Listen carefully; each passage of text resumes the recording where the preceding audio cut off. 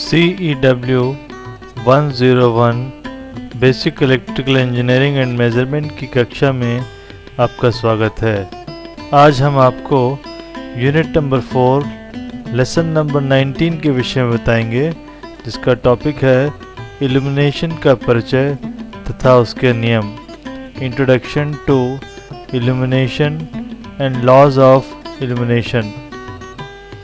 इस अध्याय में हम विद्युत ऊर्जा द्वारा विभिन्न प्रकार के प्रकाश स्रोतों से किस प्रकार प्रकाश प्राप्त करते हैं, इस विषय की जानकारी प्राप्त करेंगे।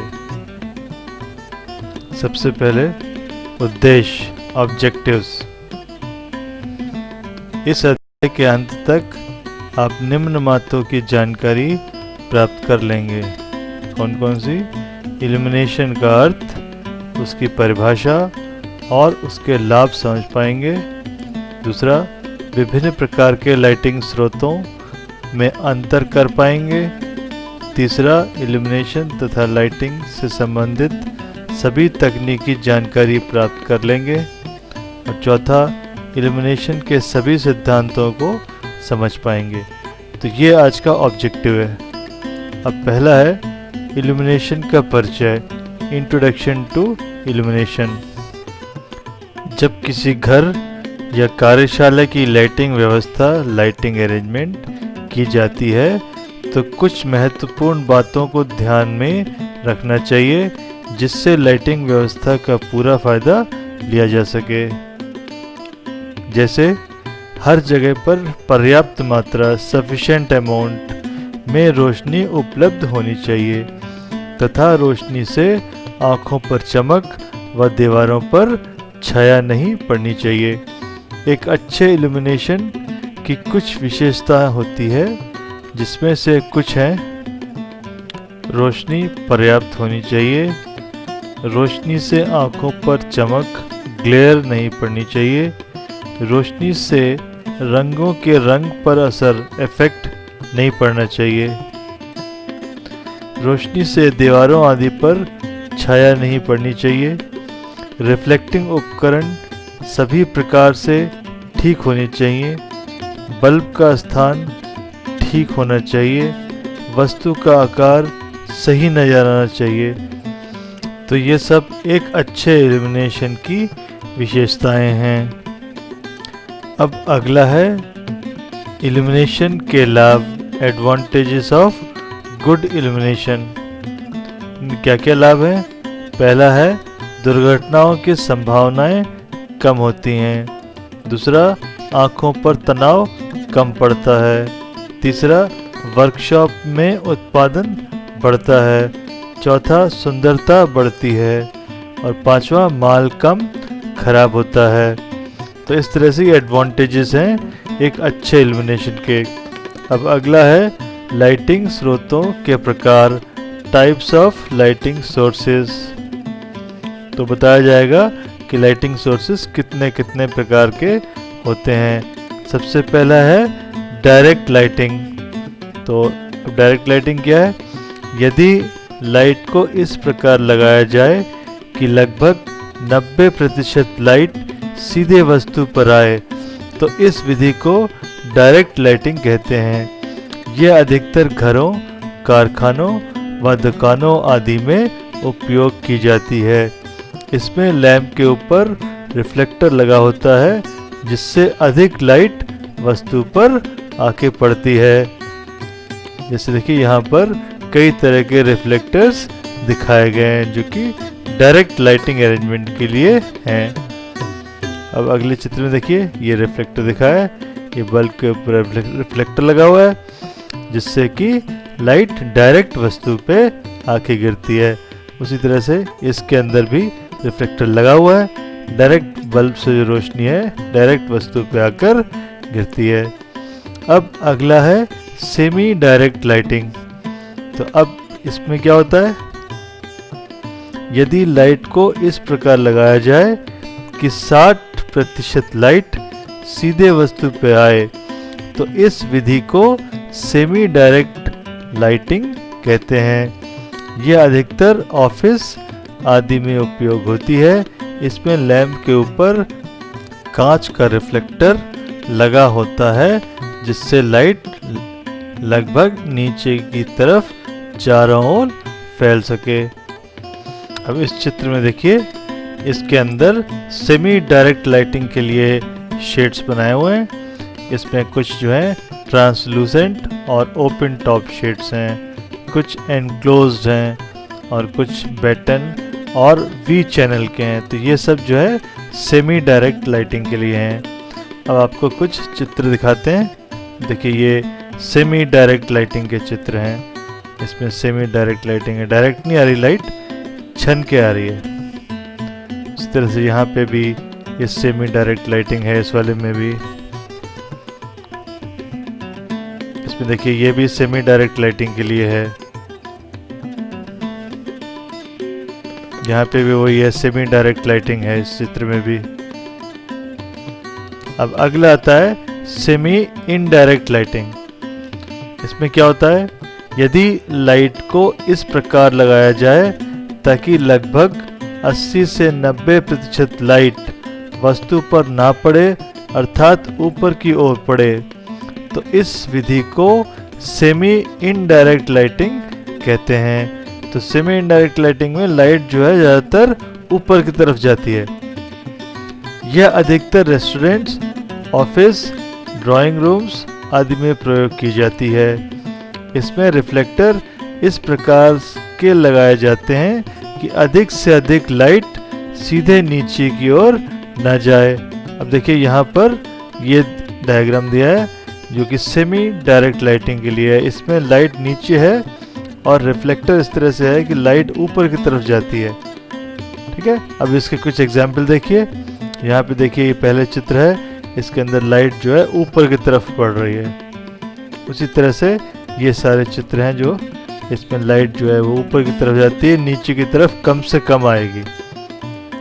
उसी तरह से इसमें देखिए, इसमें भी लाइट ऊपर की तरफ जा रही है और फिर वो नीचे की तरफ रिफ्लेक्ट होके आ रही है। अब अगला है इनडायरेक्ट लाइटिंग।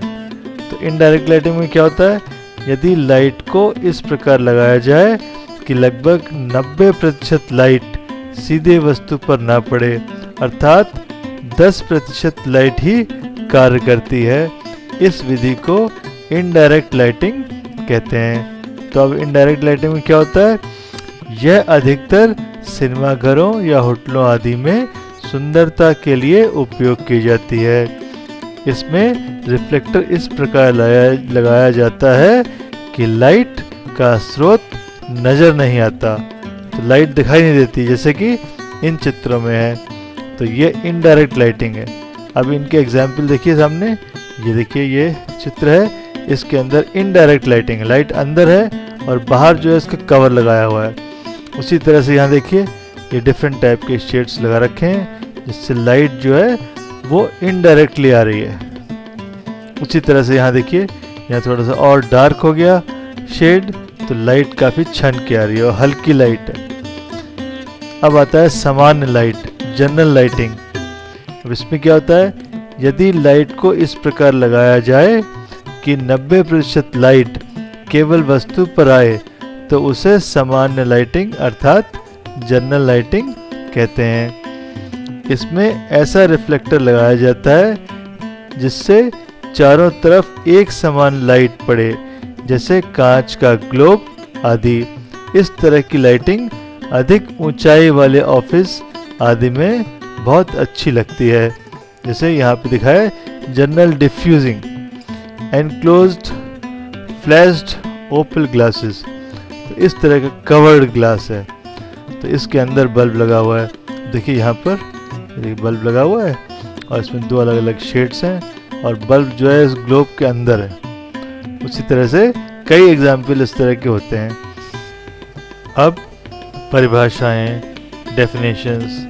तो कौन कौन सी डेफिनेशंस हैं अब आपको बताएंगे। सबसे पहले डेफिनेशन है लाइट। तो लाइट क्या होती है, यह एक ऊर्जा है जो कि प्रकाश उत्पन्न करती है।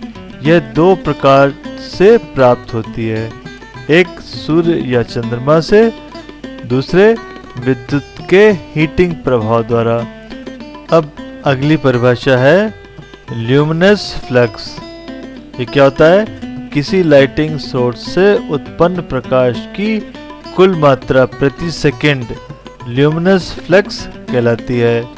इसका चिन्ह फाई या एफ है, इसकी इकाई ल्यूमेंस है। और अगली परिभाषा है ल्यूमन, एक कैंडल पावर के स्रोत से 1 यूनिट सॉलिड कोण से निकला प्रकाश 1 ल्यूमन कहलाता है। यह ल्यूमिनस फ्लक्स की इकाई है। और अगली परिभाषा है ल्यूमिनस इंटेंसिटी, ये क्या है? किसी लाइट स्रोत से प्रति सेकंड सॉलिड कोण में उत्पन्न फ्लक्स ल्यूमिनस इंटेंसिटी कहलाता है। इसका चिन्ह आई तथा इकाई कैंडल पावर है। तो इस तरह से ल्यूमिनस इंटेंसिटी की जो यूनिट है वो है कैंडल पावर। और ल्यूमिनस इंटेंसिटी किसके बराबर होती है? Luminous flux F divide by unit solid कोण W। तो F डिवाइड बाय W जो है ल्यूमिनस इंटेंसिटी है। अब बताएंगे कि यूनिट सॉलिड कोण क्या होता है। तो यूनिट सॉलिड एंगल, एक यूनिट अर्धव्यास त्रिज्या के सेंटर में लाइट स्रोत रखा जाए तब एक यूनिट क्षेत्रफल पर पड़ने वाला कोण यूनिट सॉलिड कोण कहलाता है। इसका चिन्ह W है। तो यूनिट सॉलिड एंगल क्या है? कि एक यूनिट अर्धव्यास के सेंटर में लाइट स्रोत रखा जाए तब एक यूनिट क्षेत्रफल पर पड़ने वाला कोण यूनिट सॉलिड कोण कहलाता है। अब गोलाकार का क्षेत्रफल कितना है? 4 पाई r स्क्वायर।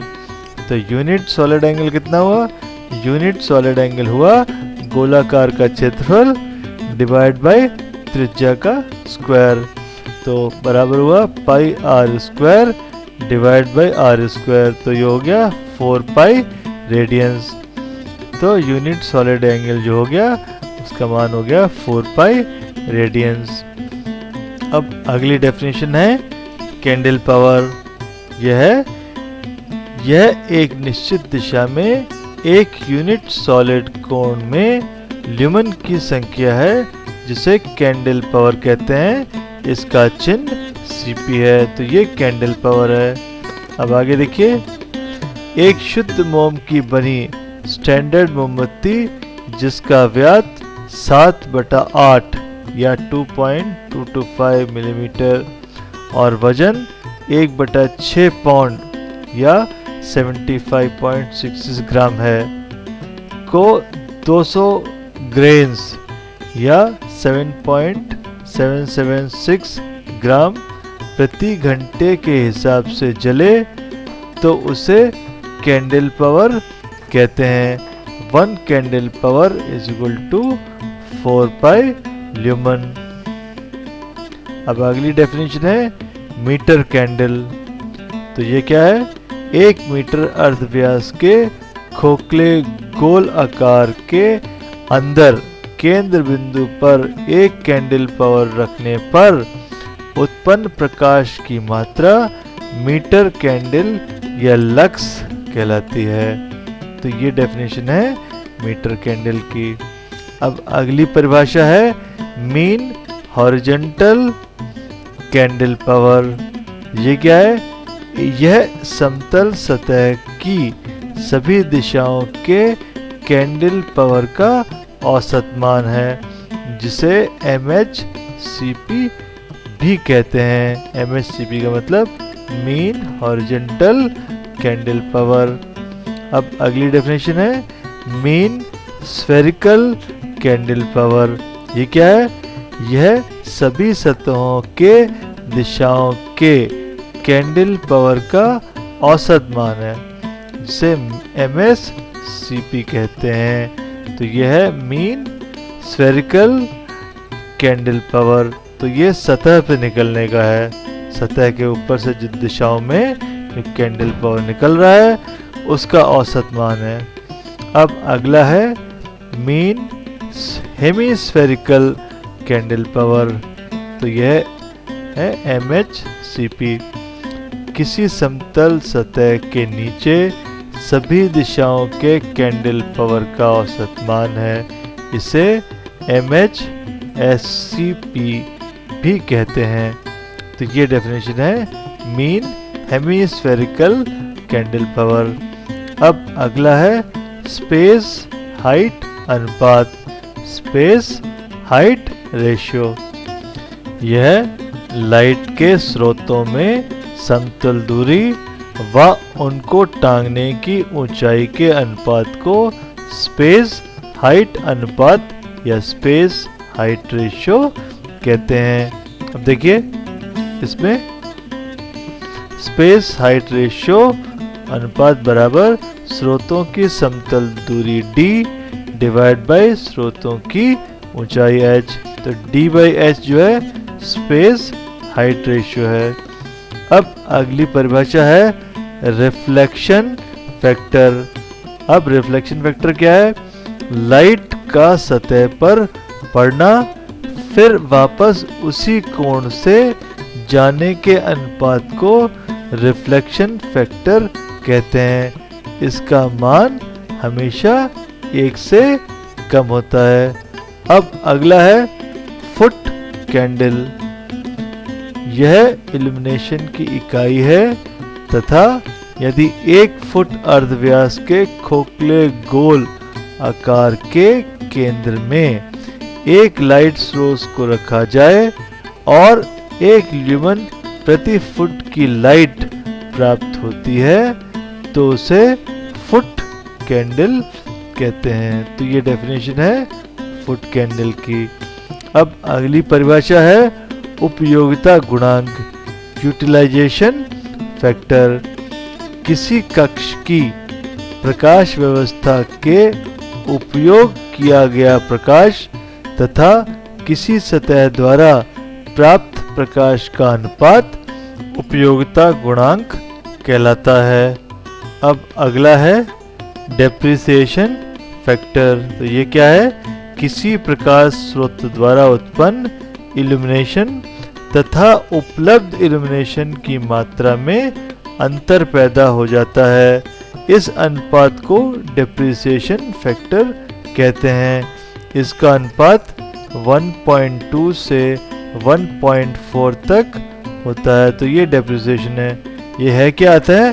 डेप्रिसिएशन फैक्टर बराबर सभी वस्तुओं के साफ होने पर उसका इल्यूमिनेशन डिवाइड बाय वास्तविक अवस्था में इल्यूमिनेशन। तो क्योंकि एक्चुअल इल्यूमिनेशन जो है वो पूरा मिल नहीं पाता क्योंकि सतह पूरी तरह से साफ नहीं है, तो वो डेप्रिसिएशन है। इस प्रकार किसी प्रकाशित स्थान के लिए कुल आवश्यक ल्यूमन्स बराबर प्रकाशित क्षेत्रफल गुणा इल्यूमिनेशन गुणा डेप्रिसिएशन फैक्टर। अब अगला है लाइट एफिशिएंसी। यह किसी प्रकाश स्रोत को दी गई पावर व ल्यूमन आउटपुट का अनुपात है। अब देखिए यहाँ पर अलग अलग कलर्स की रिफ्लेक्टिंग फैक्टर कितना है और कितनी उसकी एफिशिएंसी है वो दिखाया गया है। तो वाइट लाइट जो है 80% और जो हल्का स्लेटी है लाइट ग्रे है वो 66%, पेल पिंक जो है 51%, लाइट ग्रीन 45%, पेल ब्लू जो है वो 44%, grey 42%, sky blue 34%, medium brown 17%, dark grey जो है 16%। तो ये रिफ्लेक्शन फैक्टर है, कितना परसेंटेज है। ठीक है। अब इसके बाद आता है लॉज ऑफ इल्यूमिनेशन। तो इल्यूमिनेशन के क्या क्या नियम हैं? पहला लॉ है इनवर्स स्क्वायर लॉ। तो पहला लॉ क्या कहता है? यह नियम हमें ये बताता है कि इल्यूमिनेशन स्रोत से सतह के दूरी के वर्ग के विलोमानुपाती होता है। जैसे इस डायग्राम में देखिए कि ये A जो है वो हमारा सोर्स है और D हमारा जो डिस्टेंस है और B पॉइंट वस्तु रखी गई है, तो डिस्टेंस जो है वो D है, तो इल्यूमिनेशन जो है E proportional to 1/d square. Second law क्या कहता है? सेकेंड लॉ जो है लैम्बर्ट्स कोसाइन लॉ है। लैम्बर्ट्स कोसाइन लॉ है। ये क्या कहता है? यह नियम हमें ये बताता है कि इल्यूमिनेशन स्रोत की सतह पर पड़ने वाली लाइट के कोसाइन कोण के समानुपाती होता है। तो जो एंगल होगा उसका कॉस होगा, उसके प्रोपोर्शनेट होगा। जिससे यहाँ पर illumination E is proportional to cos phi, तो एंगल फाई है तो उसका जो कोसाइन है वो इल्यूमिनेशन फैक्टर होगा। इसकी विस्तृत जानकारी जो है आप अगले अध्याय में पढ़ेंगे। इस तरह से दोनों नियम को यूज करना जो है हम आपको अगले चैप्टर के अंदर बताएंगे।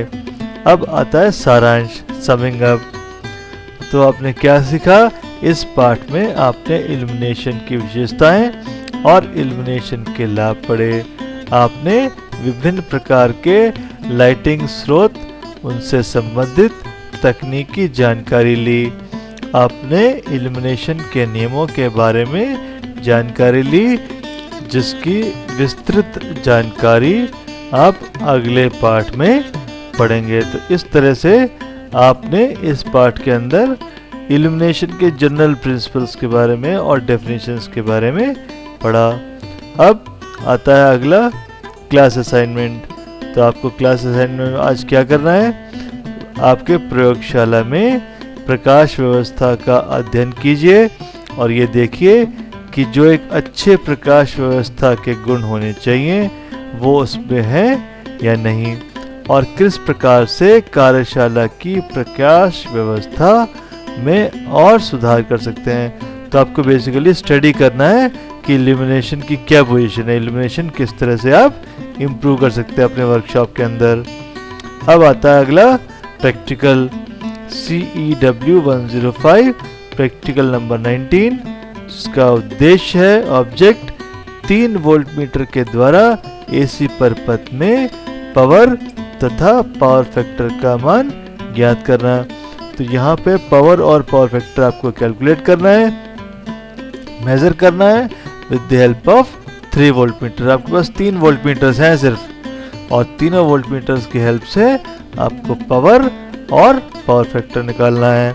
तो इसके लिए आवश्यक यंत्र apparatus required, series testing board, volt meter 0 to 300 का एक चाहिए और वोल्ट मीटर 0 to 150 वोल्ट के 2 चाहिए, एक एमीटर चाहिए और एक वेरिएबल इंडक्टिव लोड चाहिए।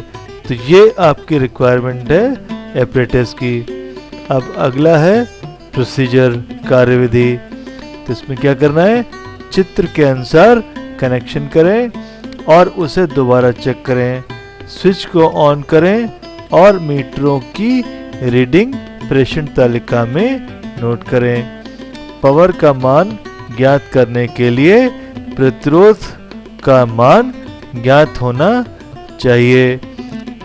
ज्ञात सूत्रों के आधार पर गणना तालिका में गणना करें। तो इस तरह से आपको ऑब्जर्वेशन लेनी होगी। तो ये देखिए सबसे पहले सर्किट डायग्राम।